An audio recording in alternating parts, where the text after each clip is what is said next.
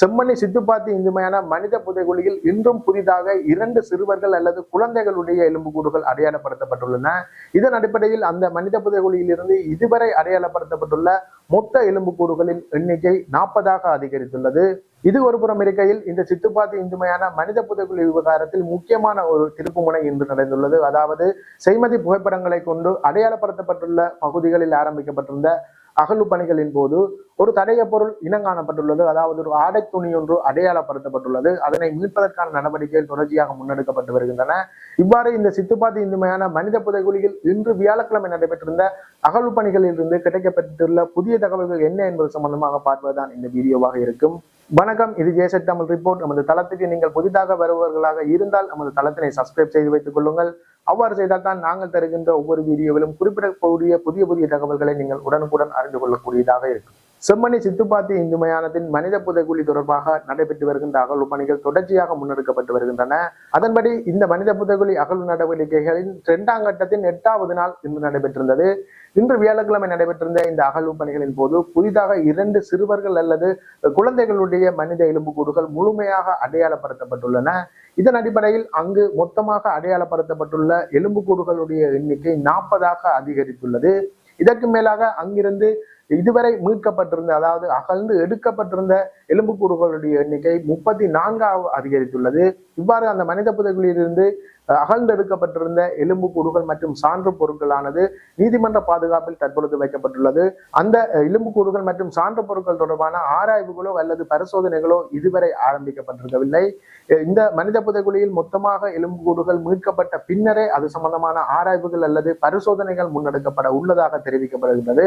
இதனையும் தாண்டி புதிதாகவும் அந்த பகுதியில், அதாவது சித்துப்பாத்தி இந்து மயானத்தில் உள்ள ஒரு பகுதியில் அகழ்வு பணிகள் நேற்று ஆரம்பிக்கப்பட்டிருந்தன. குறிப்பாக செய்மதி புகைப்படத்தின் ஆதாரத்துடன் அடையாளப்படுத்தப்பட்டிருந்த பகுதிகளை நீதிமன்ற உத்தரவுக்கமைய அகழ்வு பணிகள் நேற்று ஆரம்பிக்கப்பட்டிருந்தன. இன்றும் அந்த அகழ்வு பணிகள் முன்னெடுக்கப்பட்டிருந்தன. இந்த புதிய இடத்தில் ஆரம்பிக்கப்பட்டிருந்த இந்த அகழ்வு பணிகளில் நல்லூர் பிரதேசபை ஊழியர்களும் பல்கலைக்கழக தொல்லியல் சார்ந்த மாணவர்களும் ஈடுபடுத்தப்பட்டிருந்தனர். இந்த அகழ்வு பணியை நீதிவான் ஆனந்தராஜாவும் பேராசிரியர் ராஜ் சோமதேவாவும் மேற்பார்வை செய்திருந்தனர். இன்று நடைபெற்றிருந்த அந்த அகழ்வு பணிகளின் போது ஒரு ஆடை துண்டு ஒன்று அங்கு அடையாளப்படுத்தப்பட்டுள்ளது. அந்த ஆடை துண்டினை துப்புரவு செய்து அங்கிருந்து மீட்கப்படுகின்ற பணிகள் இன்று முன்னெடுக்கப்பட்டிருந்தன. இன்று மாலை வரை நடைபெற்றிருந்த அந்த பணிகளின் போது அந்த ஆடை துண்டு முழுமையாக மீட்டெடுக்கப்படவில்லை. நாளை நடைபெறுகின்ற அந்த அகழ்வு பணிகளின் போது அந்த ஆடை துண்டு முழுமையாக மீட்டெடுக்கப்படும் என்று தெரிவிக்கப்படுகின்றது. இதனையும் தாண்டி அந்த புதிதாக ஆரம்பிக்கப்பட்டிருந்த, அதாவது செய்மதி புகைப்படம் ஆதாரம் காட்டியிருந்த அந்த இடத்தில் ஆரம்பிக்கப்பட்டிருந்த அந்த அகழ்வு பணிகளின் போது வேறு சில தடய பொருட்களும் அல்லது எலும்புக்கூடுகளும் மீட்கப்படலாம் என்றும் கூறப்படுகின்றது. இந்த 2 இடங்களிலும், அதாவது ஏற்கனவே மனித எலும்புக்கூடுகள் அடையாளப்படுத்தப்பட்டு மீட்கப்பட்டு வருகின்ற பகுதிகளிலும் புதிதாக ஆரம்பிக்கப்பட்டுள்ள, அதாவது செய்மதி புகைப்படத்தை கொண்டு ஆரம்பிக்கப்பட்டுள்ள அந்த இடத்திலும் அகழ்வு பணிகள் நாளையும் முன்னெடுக்கப்படும்.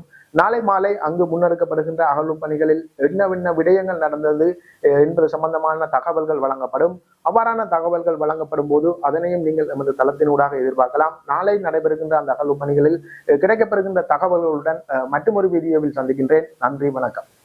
இன்று செம்மணி சிந்துபாத்தி புதைகுழி வழக்கு 2ஆம் கட்டத்தின் 8ஆம் நாள் காலை கற்றறிந்த நீதவான் ஆனந்தராஜா அவர்களால் எடுத்துக்கொள்ளப்பட்டது. ராஜ் சோமதேவாவின் 4 பேர் அடங்கிய குழுவினரும் டாக்டர் செல்லையா பிரணவன் அவர்களுடன் இன்னும் 2 சட்ட வைத்தியர்களும், அத்தோடு சோகோ போலீசார் 4 பேரும், யாழ் பல்கலைக்கழக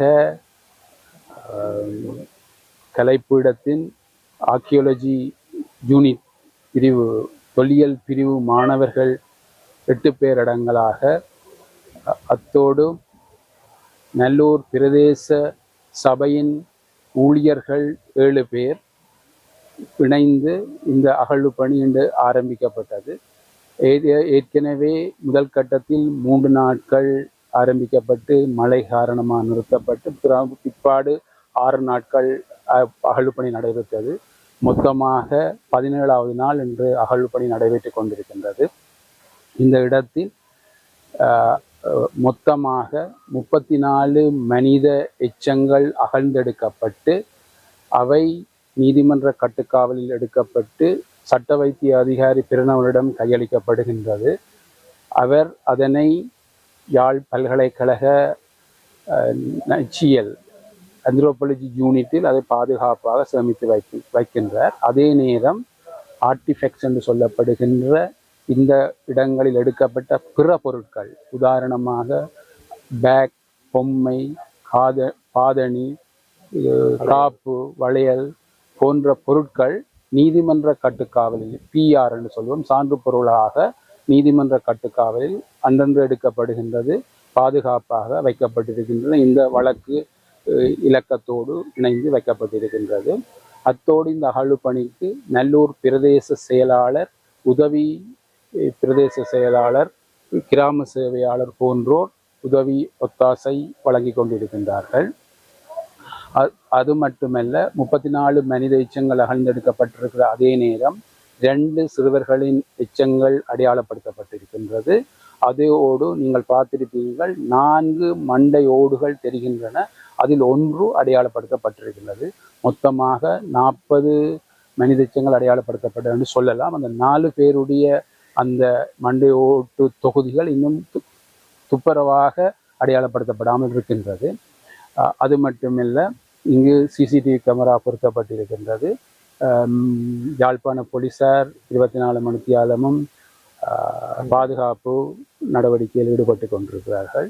அத்தோடு காணாப்போனோர் அலுவலக சட்டத்திறனியும் பாதிக்கப்பட்டவர் சார்பில் நாங்களும் இந்த நலனில் அக்கறையாக ஆஜராகி கொண்டிருக்கின்றோம்.